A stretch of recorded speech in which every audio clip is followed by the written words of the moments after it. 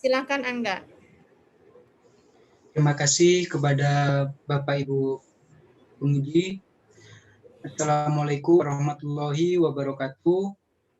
Selamat pagi Bapak dan Ibu penguji. Pertama-tama izinkan saya untuk mengucapkan syukur kepada Allah Subhanahu wa taala yang telah memberikan nikmat sehat kepada saya sehingga saya bisa dalam keadaan sehat dalam usulan penelitian ini. Berikutnya saya ucapkan terima kasih kepada Ibu Yuniati ST MAK BPK selaku penguji 1 dan Bapak Rustandi SE MAK AKCA selaku penguji 2. Saya ucapkan terima kasih sebesar-besarnya telah meluangkan waktunya untuk ujian usulan penelitian ini. Perkenalkan, nama saya Angga Prasetyo dengan NIM 31720003. Bapak Ibu yang terhormat, izinkan saya untuk mempresentasikan usulan penelitian saya yang berjudul pengaruh stock buyback terhadap kinerja saham dan kinerja keuangan studi kasus pada PT Bank Rakyat Indonesia Tbk selama pandemi COVID-19.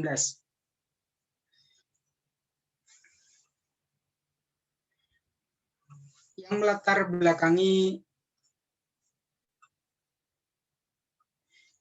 belakangi penelitian saya ini yaitu pertama pandemi COVID-19 yang masuk Indonesia ini begitu banyak mempengaruhi dalam tingkah laku masyarakat.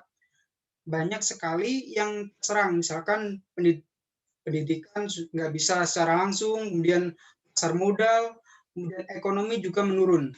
Nah, yang terjadi di pasar modal ini, harga saham itu mengalami penurunan yang sangat drastis.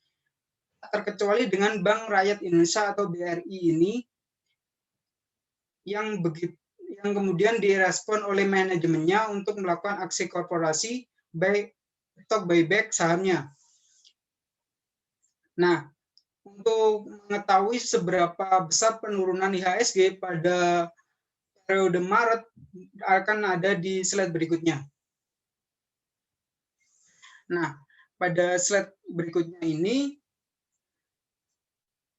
terlihat sangat jelas bahwa penurunan mulai dari bulan Januari sampai bulan Maret itu sangat signifikan, hampir 30% kalau saya hitung-hitung tadi. Setelah saya melakukan observasi lagi, kalau yang dari bulan Maret sendiri itu penurunannya 16%. Ini awal yaitu 5361, kemudian di akhir bulannya itu 4.413-an. Nah, untuk slide berikutnya itu yaitu daftar 10 emiten yang melakukan buyback secara besar-besaran ya. Untuk kenapa kok saya memilih Bank BRI ini, yaitu nilai buyback-nya itu sangat besar, yaitu sekitar 3 triliun. Yaitu nilai tersebut sebesar 3 triliun itu kurang dari 20% dari modal yang di-store. Selain itu, menariknya pada emiten Bank Rakyat Indonesia ini, hasil buyback sahamnya ini dilakukan untuk diberikan kepada karyawan melalui program MISOP atau Manajemen Employed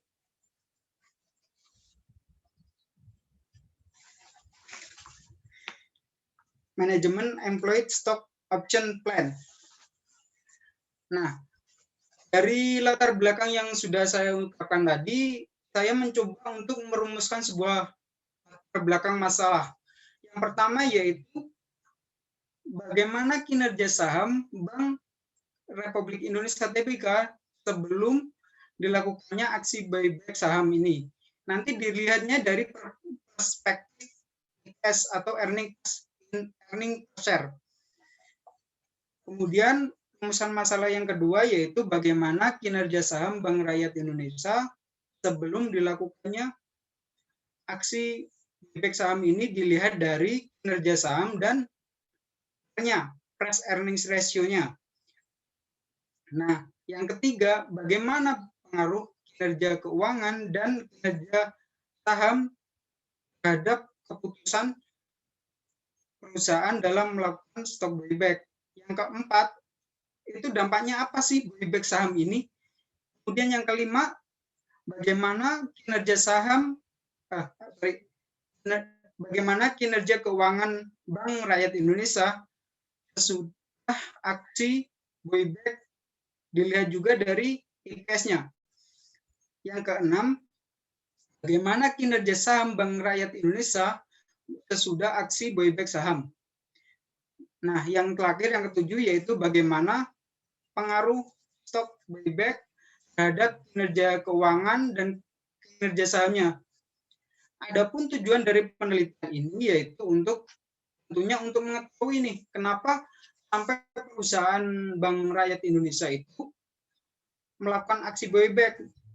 Kalau dilihat dari kinerja keuangannya seperti apa, kemudian juga dari harga sahamnya seperti apa, sehingga perlu dilakukan aksi buyback ini. Nanti di poin ke-5, 6, 7 itu menjawab sesudah melakukan aksi buyback, gimana kinerja sahamnya, kinerja keuangannya. Manfaat dari penelitian ini sendiri yaitu penelitian ini diharapkan sebagai selain jadi referensi, nanti juga sebagai acuan dalam melakukan misalkan kebijakan-kebijakan yang akan datang gitu. Dari latar belakang itu tadi, sementara untuk berikutnya yaitu ada penjualan pustaka. Nah, di sini terdapat beberapa pendapat sih ya yang saya ambil. Kalau ada corporate action yang dari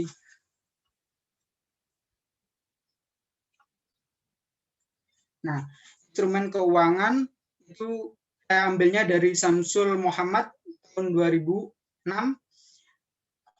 Untuk earning per share saya ambil dari Munawir 2001. Earning per share itu sebetulnya laba per lembar saham yang beredar di masyarakat. Kemudian harga saham saya ambil dari Anaroga P 2001. Kemudian corporate action ini saya ambil dari Samsul Muhammad juga 2006. Corporate action sendiri itu adalah aksi sebuah perusahaan emiten, bisa jadi buyback saham atau stock split dan lain-lain. Nah, adapun beberapa penelitian terdahulu yaitu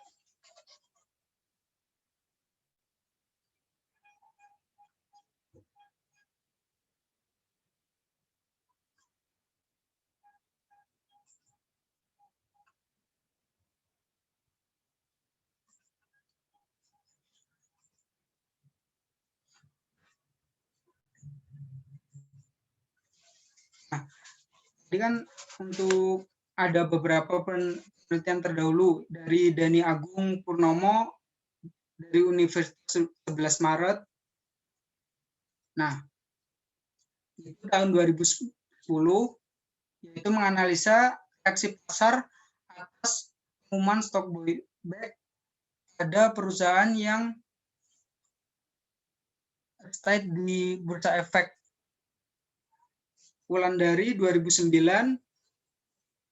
juga meneliti tentang buyback, yaitu perbedaan return saham sebelum dan sesudah pengumuman stock buyback di Bursa Efek.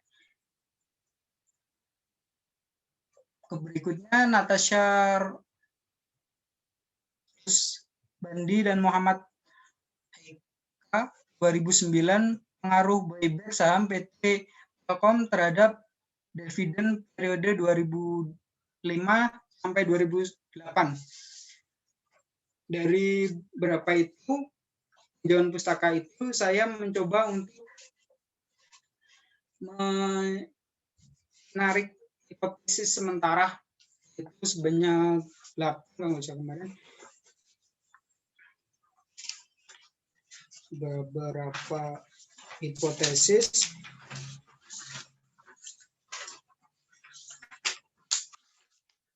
yaitu jika kinerja saham perusahaan menurun maka perusahaan melakukan aksi korporasi untuk mendapatkan kinerja saham. Hipotesis yang kedua yaitu jika emiten melakukan stock buyback maka akan mempengaruhi terhadap jumlah saham yang beredar di masyarakat. Hipotesis yang ketiga, jika emiten mengumumkan akan melakukan stock buyback, maka akan mempengaruhi terhadap harga pasar saham. Hipotesis yang keempat, jika emiten melakukan stock buyback, maka dapat meningkatkan kinerja keuangan yang dilihat dari earning per share-nya. Jika emiten melakukan yang kelima, jika emiten melakukan stock buyback, maka tidak akan mempengaruhi kinerja keuangan dilihat dari EPS. Yang keenam, jika emiten melakukan stock buyback, maka dapat menurunkan kinerja keuangan yang dilihat dari earning per share-nya. Yang ketujuh, jika kinerja keuangan meningkat, maka dapat meningkatkan kinerja saham itu sendiri. Hipotesis yang ke-8, jika kinerja keuangan meningkat, maka tidak akan mempengaruhi kinerja saham. Nah, dalam penelitian ini supaya tidak mancar kemana-mana, maka saya mencoba untuk membuat sebuah konsep, ya, angka konseptual di mana yang ini opsi korporasinya yaitu buyback saham yang akan mempengaruhi pada jumlah saham yang beredar. Nanti dipecah menjadi dua, sebelum dan sesudahnya.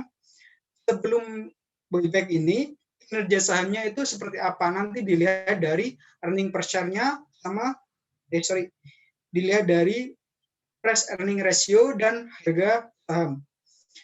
Kemudian yang kedua, dilihat dari kinerja keuangannya juga.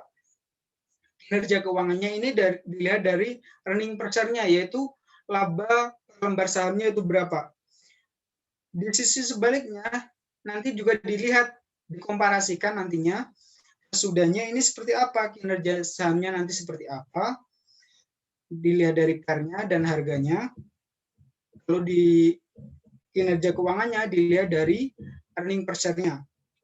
Setelah nanti dapat dua ini sebelum dan sesudahnya akan dianalisa.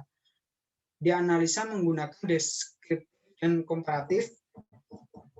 Nah, setelah dianalisa maka akan disimpulkan.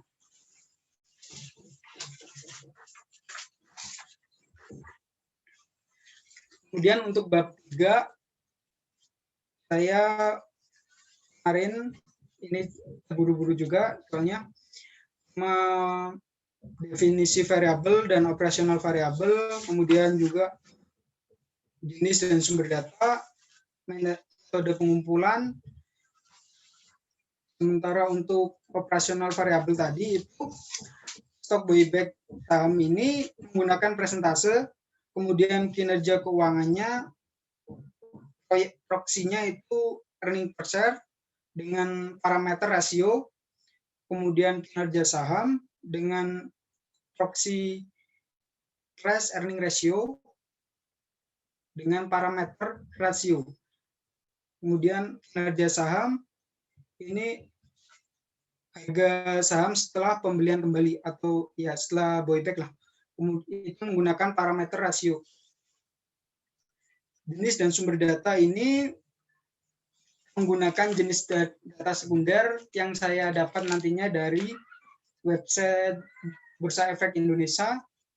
Kemudian metode analisisnya menggunakan deskriptif komparatif, di mana deskriptif ini digunakan untuk menganalisa rasio keuangan yang berkaitan dengan earning per share dan price earning ratio. Sementara untuk metode komparatifnya itu digunakan untuk membandingkan volume perdagangan dan perubahan harga yang terjadi saat sebelum stock buyback dan sesudahnya.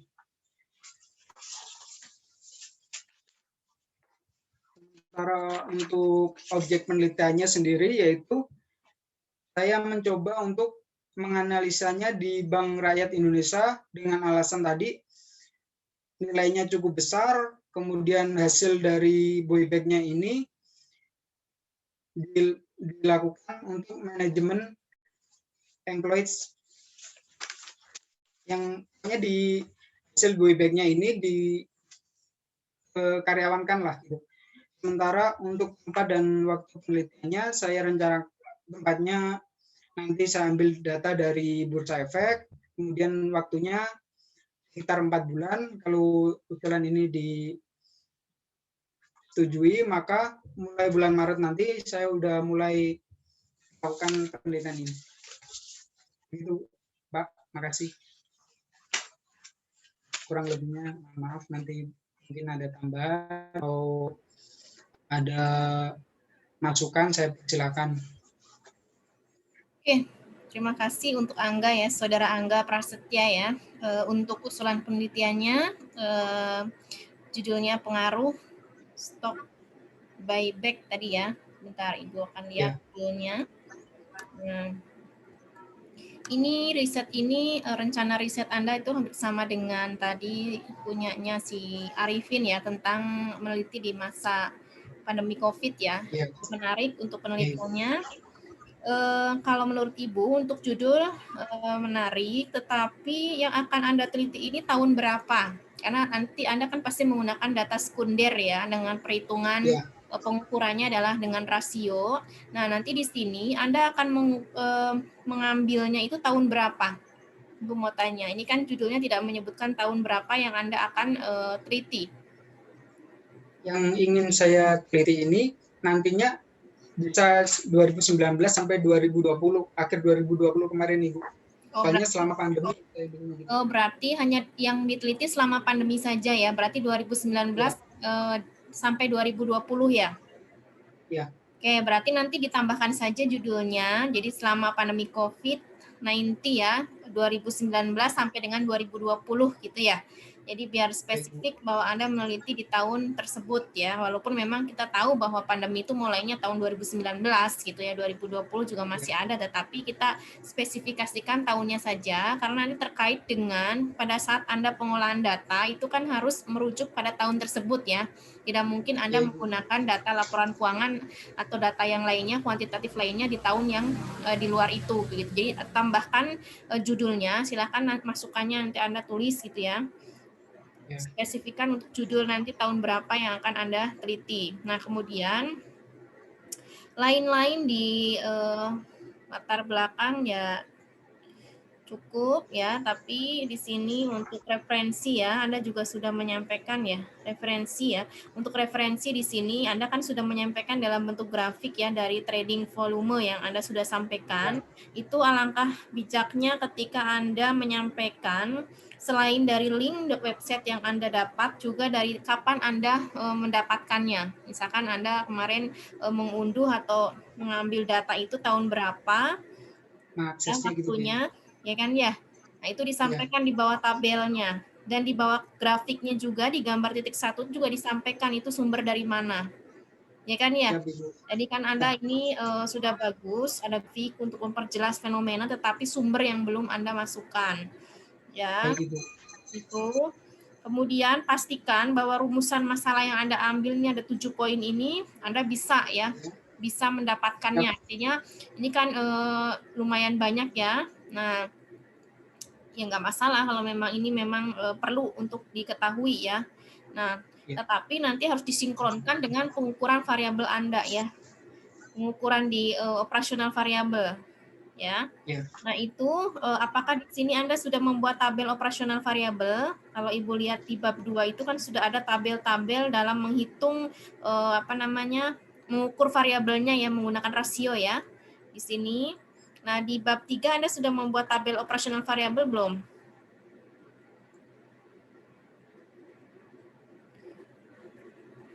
Nah, Belum ya, Angga? Nah, sebaiknya nanti buat tabel operasional variabel dengan mencantumkan referensinya. Jadi antara di bab 2 ya, Angga ya. Di bab 2 seperti contoh di halaman 89 itu ya.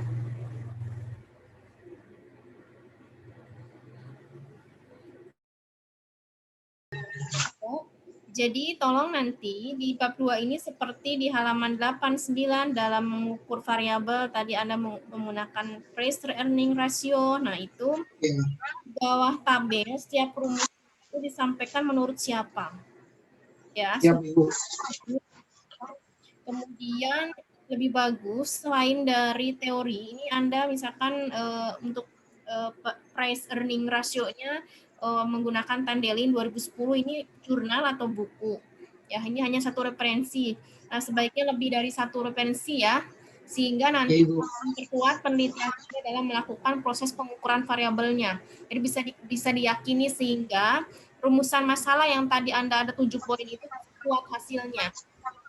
Ya, Ibu. Jadi di bab 2 itu sebaiknya Anda selain dari teori juga ada penelitian terdahulu yang sudah pernah meneliti terkait ini, ya kalau ada ya, dan tentunya menggunakan pengukuran variabel dalam earning per share-nya ini menggunakan rumusan ini gitu ya. Selain dari Ya, Ibu. teori, selain dari pakar juga dari penelitian terdahulu. Dan Baik, jangan hanya satu referensi saja.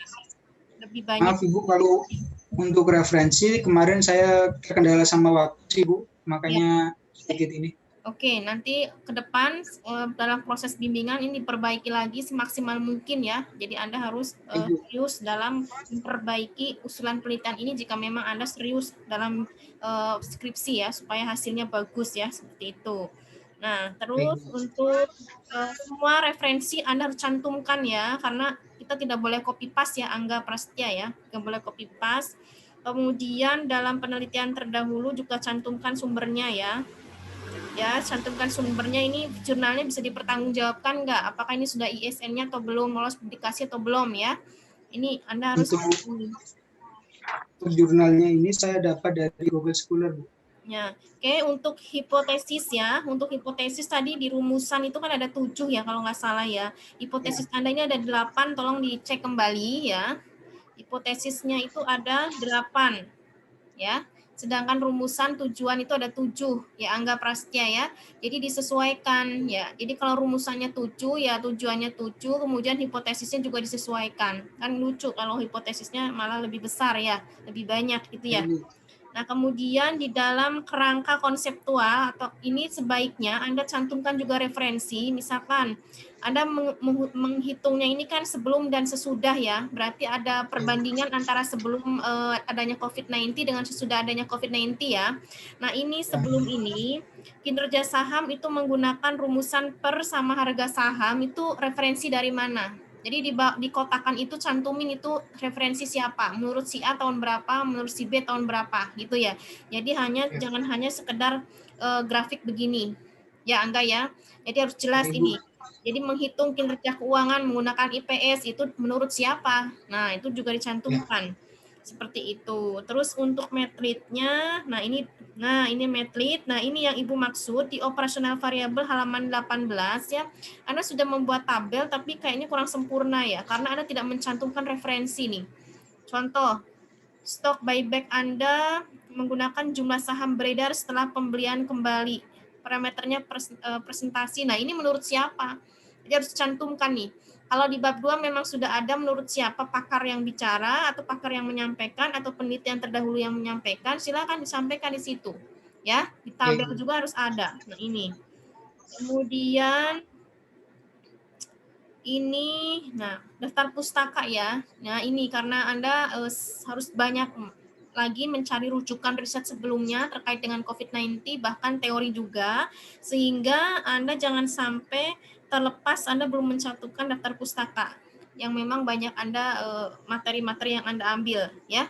Jadi belum masuk dalam keseluruhan daftar pustaka ini. Ya, Angga Prasetya ya. Jadi silakan masukan dari Ibu untuk diperbaiki ya. Anda tulis ya karena Ibu nanti disampaikan nih. Jadi jangan sampai ada yang tidak disampaikan Anda betulkan. Mungkin dari Ibu cukup saja Pak Rusnandi dan Angga, silakan pada Pak Rustandi untuk selanjutnya memberi masukan dan arahan kepada Saudara Angga. Silakan Pak Rustandi. Baik, terima kasih Bu Yuni. Oke, Saudara Angga ya, ini dari Bu Yuni sudah cukup banyak ya masukannya. Nah ini kita coba diskusikan dan memang tugas kami ini mengarahkan dan mengkonfirmasi gitu ya, apakah memang proposal ini sudah sesuai dengan yang seharusnya agar penelitiannya nanti berjalan dengan baik. Nah di dalam judul ini betul ini cukup bagus ya, dan dikaitkan dengan pandemi ya, memang bagi seluruh dunia memang mengalami. Nah, mungkin catatan dari saya sekaligus kalau misalnya memang sudah ada apa yang saya sampaikan, tolong dikonfirmasi saja karena mungkin saya kelewat baca ya. Mungkin Ya. coba kita saling mengkonfirmasi. Nah, kalau dari latar belakang, terutama tentang latar belakang yang memang disampaikan, ini kan tadi poinnya itu kenapa dilakukan atau mengambil studi kasusnya Bank BRI ya, karena tadi saat saya dengar karena memang nilainya cukup besar ya, nilainya cukup besar. Nah, lalu tadi saya juga dengar untuk apa tadi manajemen employee ya. Untuk hasil buyback sahamnya ini diberikan ke karyawan, sehingga nanti sambungnya pemikir ini kalau misalkan karyawan disejahtera dengan hasil buybacknya dikasihkan kepada karyawannya, nanti kerja keuangannya juga mungkin bakal meningkat. Saya mikirnya gitu, Pak. Ya, cuman maksud saya yang alasan atau fenomena yang selain angkanya besar yang barusan itu manajemen employee atau untuk tujuan kesejahteraan karyawan atau karyawan itu tercantum tidak dalam latar belakang saya, belum nemu menurut saya. Sudah dicantumkan atau belum ya? Sehingga menjadi alasan belum di latar belakang. Pak, tadi itu untuk di latar belakang ini belum saya cantumkan karena kemarin saya habis mengumpulkan ini berkasnya, terus saya melakukan referensi mencari data lagi kan, itu diungkapkan bahwa hasil dari aksi buyback saham ini kepada karyawan, diberikan kepada karyawan itu, Pak. Sehingga saya belum sempat naruh di latar belakang ini. Kemarin keburu waktunya kan itu, Pak. Ya, intinya nanti ditambahkan saja ya, artinya biar lebih kuat gitu alasannya. Jadi kenapa dengan BRI melakukan buyback ya, dan dengan nilai yang besar. Karena tadi saya menangkap ada alasan lain selain nilainya besar, tentunya ada untuk karyawan yang memang belum terakomodir ya di dalam latar belakang, mungkin nanti ditambahkan.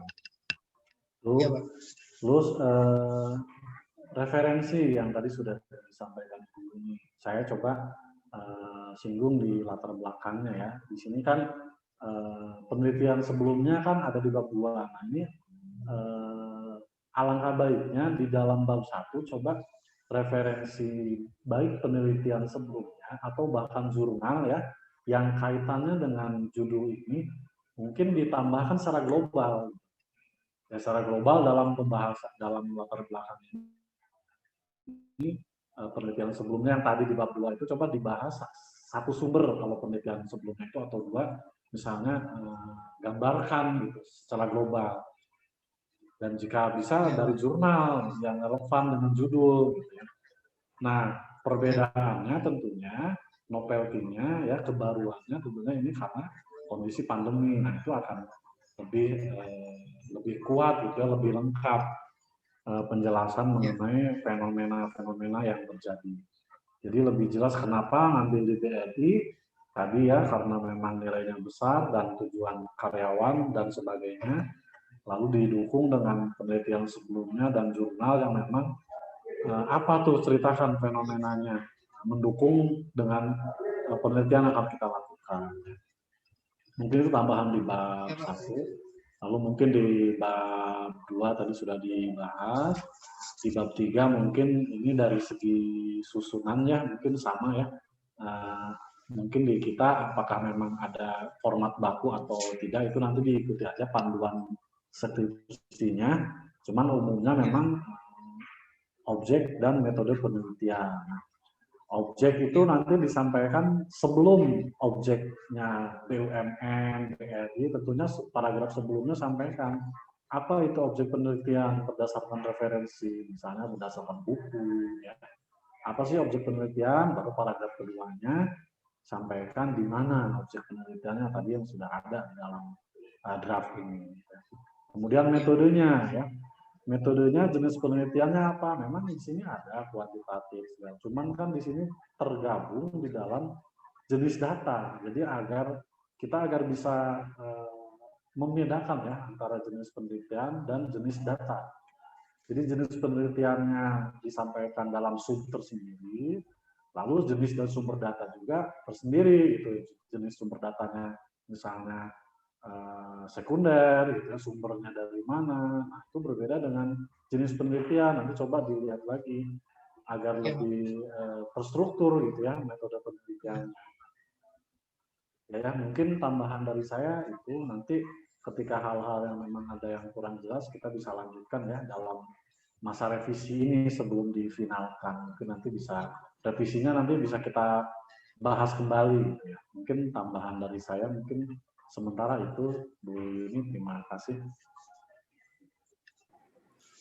Oke, Saudara Angga Prasetyo ya, udah cukup jelas ya apa yang diberikan saran oleh Pak Rustandi, masukannya silakan untuk segera direvisi sehingga Anda bisa segera mendapatkan SK untuk bimbingan skripsi tentunya ya. Oke, secara teknis dari judul cukup menarik ya. Silakan untuk secara formatifnya ya, nanti silakan Anda selesaikan semua revisi-revisi yang tadi sudah disampaikan. Jadi jangan sampai ada yang terlewatkan, gitu ya. Jika Anda memang serius nanti sampai ke bimbingan. Itu saja, Saudara Angga Prasetyo, silakan untuk ditutup. Ibu, Bapak Penguji, Bapak Rustandi, Ibu Yuniati, saya ucapkan banyak-banyak terima kasih atas masukan, atas sarannya. Untuk kedepannya, Allah akan cepat saya perbaiki. Terima kasih, Bu. Assalamualaikum warahmatullahi wabarakatuh. Waalaikumsalam warahmatullahi wabarakatuh. Waalaikumsalam.